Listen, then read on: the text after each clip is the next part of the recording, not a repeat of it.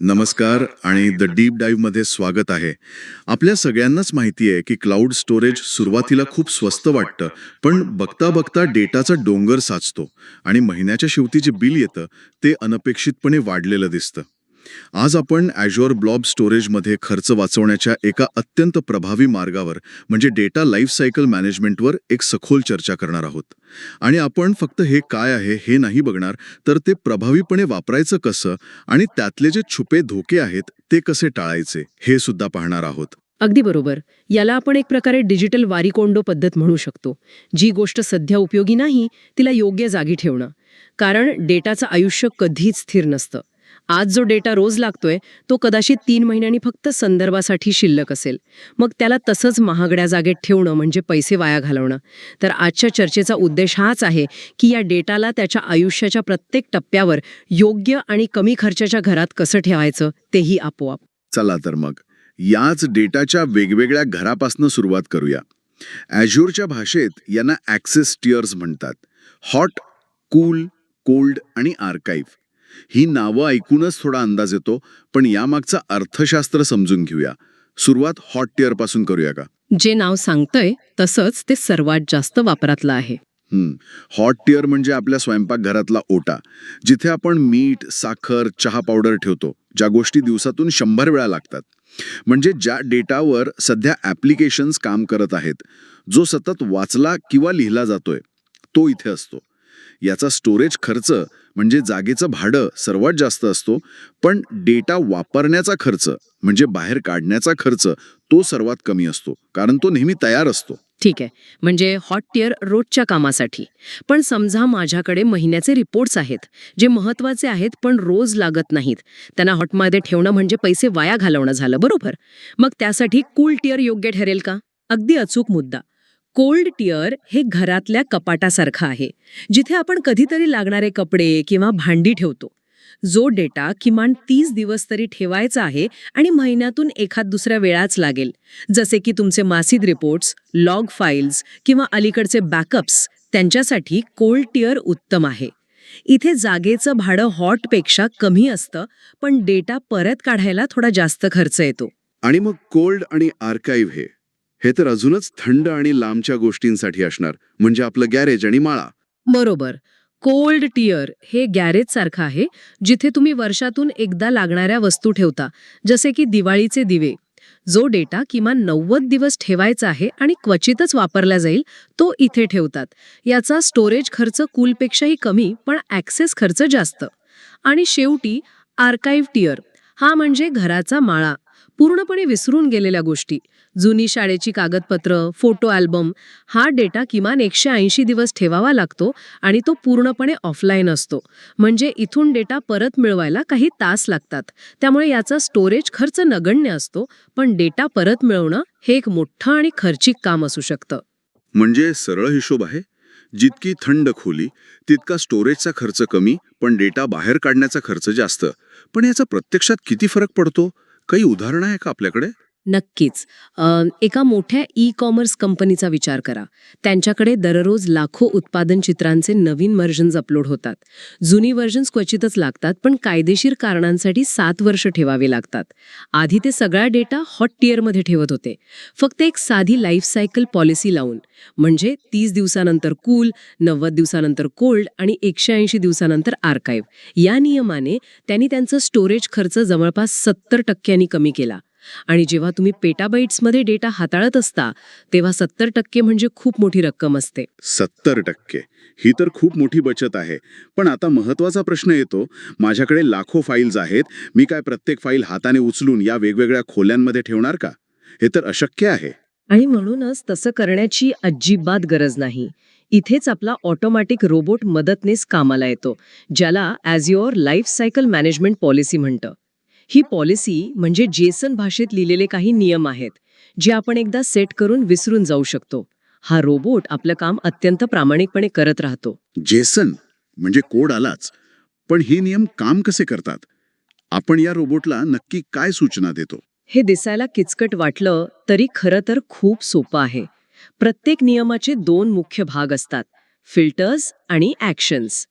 Filter म्हणजे आपण रोबोटला सांगतो की नक्की कोणत्या फाईल्सवर लक्ष ठेवायचं.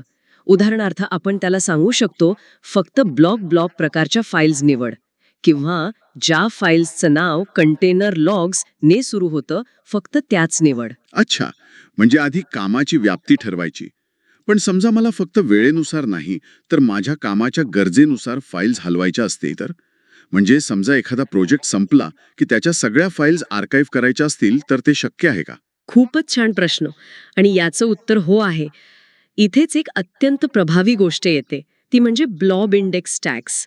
तुम्ही प्रत्येक फाईलला एक लेबल किंवा टॅग लावू शकता. उदाहरणार्थ तुम्ही प्रोजेक्ट स्टेटस डॉट ॲक्टिव्ह किंवा प्रोजेक्ट स्टेटस डॉट कम्प्लिटेड असे टॅग लावू शकता. मग तुम्ही फिल्टरमध्ये नियम बनवू शकता की ज्या फाईलचा tag project status dot completed आहे त्यांना निवडा.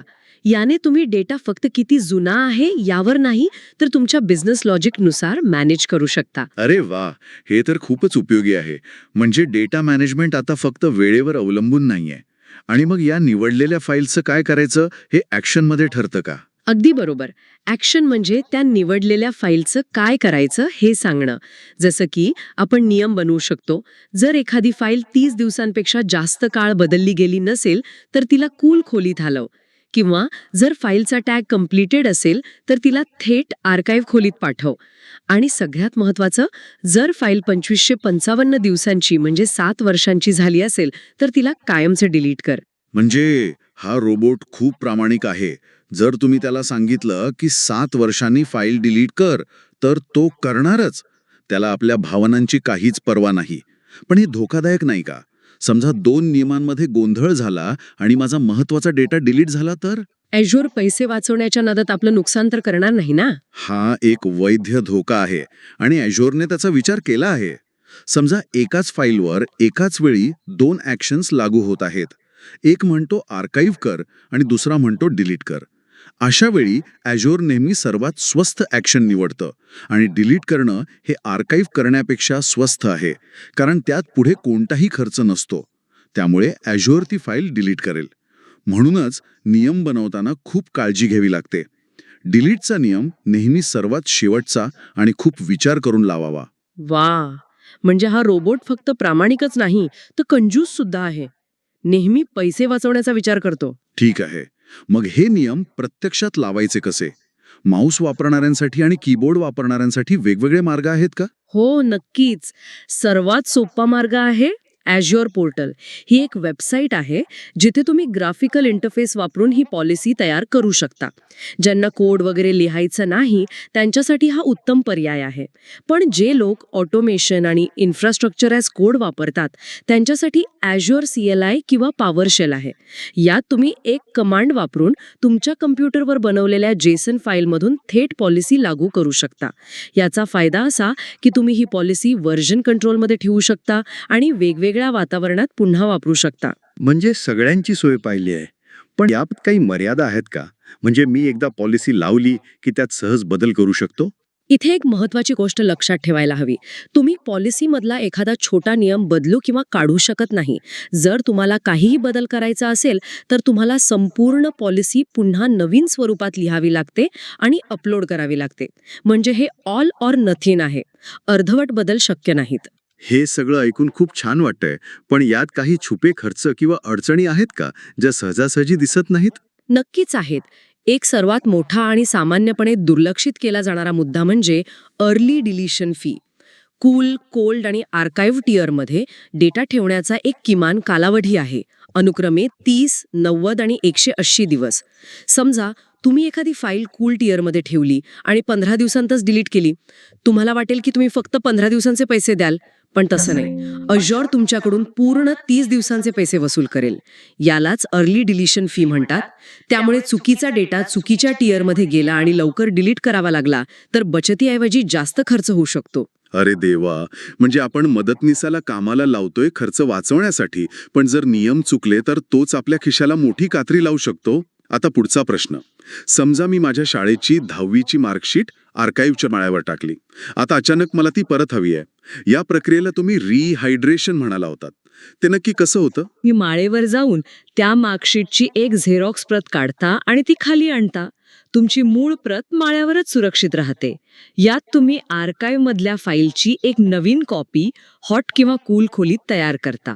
बहुतेक वेळेस हाच मार्ग वापरण्याची शिफारस केली जाते. आणि दुसरा मार्ग तो थेट असणार का? हो, दुसरा मार्ग आहे थेट टियर बदलणे. यात तुम्ही माळेवर जाऊन मार्कशीटचा पूर्ण बॉक्सच उचलून खाली आणता. या ऑपरेशननी तुम्ही फाईलचा टियर थेट आर्काइव्हवरून हॉट किंवा कूलमध्ये बदलता. पण यात एक मोठा धोका आहे. एकदा ही प्रक्रिया सुरू झाली की ती रद्द करता येत नाही आणि ही प्रक्रिया पूर्ण व्हायला काही तास लागू शकतात. आणि ही प्रक्रिया किती वेळात पूर्ण होते यावर आपलं नियंत्रण असतं का? म्हणजे मला खूप घाई असेल तर? त्यासाठी सुद्धा पर्याय आहेत. याला रिहायड्रेशन प्रायोरिटी म्हणतात. पहिलं आहे स्टँडर्ड प्रायोरिटी. हे सामान्य पोस्टासारखं आहे. यात डेटा परत मिळायला 15 तास सुद्धा लागू शकतात. दुसरं आहे हाय प्रायोरिटी. हे स्पीड पोस्टासारखं आहे. 10 GB पेक्षा कमी आकाराच्या फाईल्स साधारणपणे 1 तासाच्या आत परत मिळू शकतात. अर्थात हाय प्रायोरिटीसाठी स्टँडर्डपेक्षा खूप जास्त पैसे मोजावे लागतात. अच्छा, म्हणजे इथेही खर्च आणि वेळेचा ताळमेळ साधावा लागतो. अगदी. मला आठवतंय एका क्लायंटने हाय प्रायोरिटी वापरून 500 GB डेटा आर्काइव्हमधून परत आणला होता. कारण त्यांना वाटलं की तो डेटा लगेच लागेल. पण शेवटी तो डेटा त्यांनी आठवड्याभराने वापरला. या घाईसाठी त्यांना विनाकारण खूप जास्त पैसे मोजावे लागले. त्यामुळे गरज आणि खर्च यांचा ताळमेळ साधणं खूप महत्वाचं आहे. पण थेट टियर बदलण्यामध्ये अजून एक गमतीशीर धोका आहे. तो कोणता? समजा तुम्ही मार्कशीटचा बॉक्स माळ्यावरून खाली आणला, पण त्यावरची जुनी तारीख म्हणजे शेवटची बदललेली तारीख बदलत नाही. त्यामुळे जर तुमचा ऑटोमॅटिक रोबोट रोज तपासणी करत असेल आणि त्याचा नियम असेल की 1 वर्षापेक्षा जुनी कोणतीही वस्तू माळ्यावर टाका, तर तो तुमची मार्कशीट दुसऱ्या दिवशी पुन्हा तपासेल, ती जुनी आहे हे बघेल आणि तिला परत माळ्यावर टाकून देईल. अरे बापरे, म्हणजे आपण एका बाजूने मेहनत करून वस्तू खाली आणायची आणि रोबोटने दुसऱ्या दिवशी ती उचलून परत वर ठेवायची. हे तर टॉम अँड जेरी सारखं झालं. म्हणजे ह्या रोबोटला फसवता येत नाही, त्याच्या नियमांशीच खेळावं लागतं. बरोबर. म्हणूनच डेटा कॉपी करणे हा सहसा जास्त सुरक्षित पर्याय मानला जातो. कारण त्यात मूळ फाईलला धक्का लागत नाही आणि एक नवीन फाईल तयार होते जिची लास्ट मॉडिफाईड तारीख नवीन असते. तर आज आपण काय शिकलो याचा एक आढावा घेऊया. आपण डेटासाठी वेगवेगळ्या खोल्या म्हणजे ॲक्सेस टियर्स आणि त्यांच्या खर्चातील फरक पाहिला. त्या खोल्यांमध्ये डेटा आपोआप हलवण्यासाठी रोबोट मदतनीस म्हणजे लाईफ सायकल पॉलिसी कशी तयार करायची, त्यात फक्त वेळेनुसारच नाही तर ब्लॉब इंडेक्स टॅग्स वापरून बिझनेस लॉजिक कसं लावायचं ते शिकलो. अर्ली डिलिशन सारखे छुपे खर्च कसे टाळायचे हे पाहिलं आणि माळ्यावर ठेवलेला डेटा परत कसा आणायचा याचे सुरक्षित मार्गही पाहिले. थोडक्यात सांगायचं तर आपण एका विखुरलेल्या डिजिटल गॅरेजला एका सुव्यवस्थित आणि किफायतशीर गोदामात कसं बदलायचं याची गुरुकिल्ली शिकलो. अगदी बरोबर. आणि जाता जाता एक विचार करायला लावणारा प्रश्न. आज आपण जे काही बोललो ते अझ्युअरच्या निर्णयांवर आधारित आहे. म्हणजे अझ्युअर ठरवतं की कधी आणि कोणत्या फाईलवर ॲक्शन घ्यायची. पण कल्पना करा की जर आपण या प्रक्रियेला बाहेरून नियंत्रित करू शकलो तर. म्हणजे तुमच्या ॲप्लिकेशनमध्ये जेव्हा एखादा प्रोजेक्ट पूर्ण म्हणून मार्क होईल तेव्हा त्याच क्षणी एक सिग्नल जाऊन त्या प्रोजेक्टच्या सर्व फाईल्स आपोआप आर्काइव्हमध्ये गेल्या तर. याला इव्हेंट ड्रिव्हन मॅनेजमेंट म्हणतात. मग त्या फाईल्स किती जुन्या आहेत किंवा त्या कधी वापरल्या गेल्या होत्या याने काही फरक पडणार नाहीये. हे डेटा व्यवस्थापनाला फक्त वेळेसोबत नाही तर तुमच्या व्यवसायाच्या वास्तविक घटनांसोबत जोडेल. यावर नक्की विचार करण्यासारखा आहे.